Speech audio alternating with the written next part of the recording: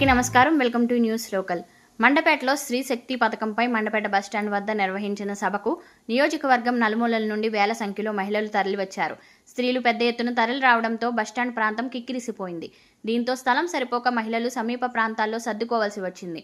రాష్ట్ర అంచనాల committee chairman Mandapeta MLA Vegulla Jogeswararao సభాధ్యక్షతన జరిగిన బహిరంగ సభలో పలువురు మహిళలు పాల్గొని మాట్లాడుతూ చంద్రబాబును ప్రశంసలతో ముంచెత్తారు. ఆనాడు ఎన్టీఆర్ మహిళలకు ఆస్తిలో సమాన హక్కు కల్పించి ఆర్థిక భరోసా ఇవ్వడంతో పాటు మహిళలకు వివిధ పదవుల్లో అధిక ప్రాధాన్యత, రాజకీయ రిజర్వేషన్లు కల్పించారని కొనియాడారు. ఆయన తరువాత చంద్రబాబు అదే దారిలో డ్వాక్రా సంఘాల ద్వారా మహిళలకు గుర్తింపు తీసుకువచ్చి పలు పథకాల ద్వారా మహిళల ఆర్థిక స్వలంబనకు విశేష కృషి చేశారన్నారు. తల్లికి వందనం, ఉచిత గ్యాస్, స్త్రీ శక్తి, మహాశక్తి ఇలా ప్రతి పథకంలోనూ మహిళలు ప్రధాన భాగస్వాములు చేసిన ఘనత ముఖ్యమంత్రి చంద్రబాబు నాయుడుకే దక్కుతుందన్నారు. తెలుగుదేశం పార్టీ మహిళల పాలిట వరమని పేర్కొన్నారు. అనంతరం ఎమ్మెల్యే వేగుల మాట్లాడుతూ తనను 4 సార్లు ఎమ్మెల్యేగా వరుసగా గెలిపించిన ప్రజలందరికీ ప్రాధాన్యవందనం తెలియజేశారు. ఎన్నికల్లో ఇచ్చిన హామీలను అందరికీ నిష్పక్షపాతంగా ఇస్తున్నామన్నారు. సోలార్ విద్యుత్తును ఏర్పాటు చేసుకోవాలని ఎమ్మెల్యే వేగుల సూచించారు.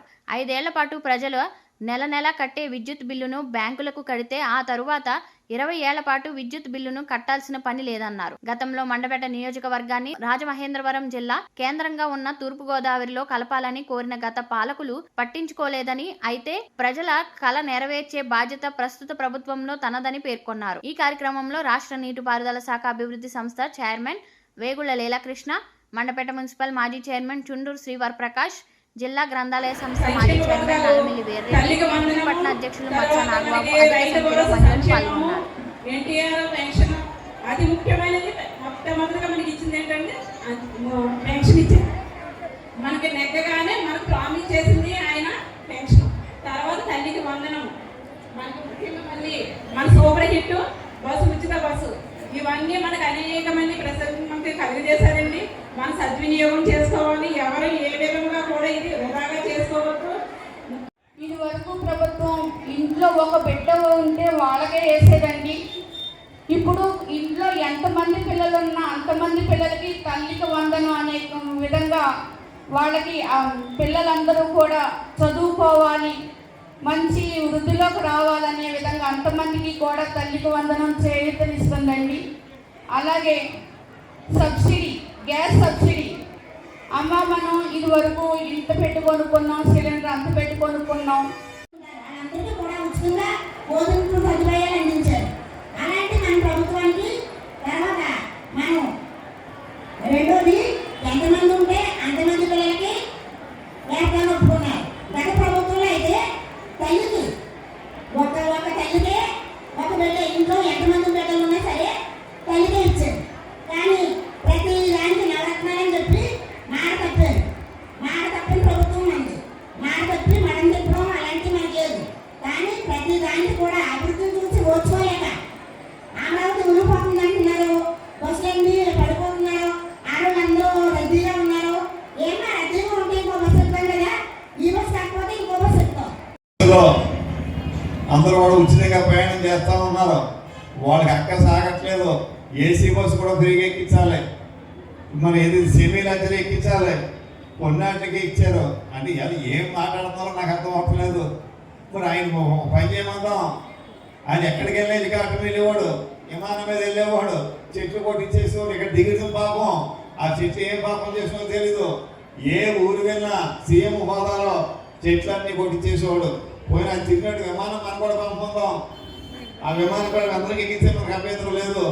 ఈవేళ ఏ పథకం చేసినా పేర్లు పెట్టడానికి ఉన్నారు తప్ప జగన్మోహన్ రెడ్డి గారు వేరే రకంగా లేరని చెప్పి కూడా తెలియజేస్తూ, ఇక్కడ మన కొంతమంది నాయకులు ఉన్నారు, ప్రతిదానికి ఏకల్లా అవుతూ ఉంటారు. ఎక్కడ వాళ్ళు చేసింది లేదు. ఇంతకుముందు అయితే మరి మనకి అంబేద్కర్ గారికి ఆయన పేరుతో విదేశీ విద్య, డాక్టర్ బాబాసాహెబ్ అంబేద్కర్ గారి పేరుతో విదేశీ విద్య పథకాన్ని ప్రవేశపెడితే ఆ పేరు తీసేసి వైఎస్ జగన్మోహన్ రెడ్డి విదేశీ విద్యను పెట్టుకున్నాడంటే ఇంతకన్నా దౌర్భాగ్యం ఏంటో నాకు అర్థమవుతుంది. ఆ వేళ 102 వాళ్ళందరూ కూడా ఈవేళ ఇక్కడ పెన్షన్ తీసేస్తున్నారు, ఇక్కడ బస్సు లేదు, గోడం జరిగిపోతుంది అని చెప్పి రకరకాలుగా మాట్లాడుతున్నారంటే నిజంగా వాళ్ళకి 11 సీట్లకి పరిమితి చేసిన వాళ్ళకు బుద్ధి రాలేదంటే ఖచ్చితంగా భగవంతుడు ఆ 11ని 2 సున్నాల కింద మారుతారు తప్ప వేరే కాదని చెప్పి కూడా తెలియజేస్తూ ఆ శక్తి మీలో ఉంది తప్ప వేరే ఎవరిలోనూ కూడా లేదని చెప్పి మీ అందరికీ మరొకసారి తెలియజేస్తా ఉన్నాను.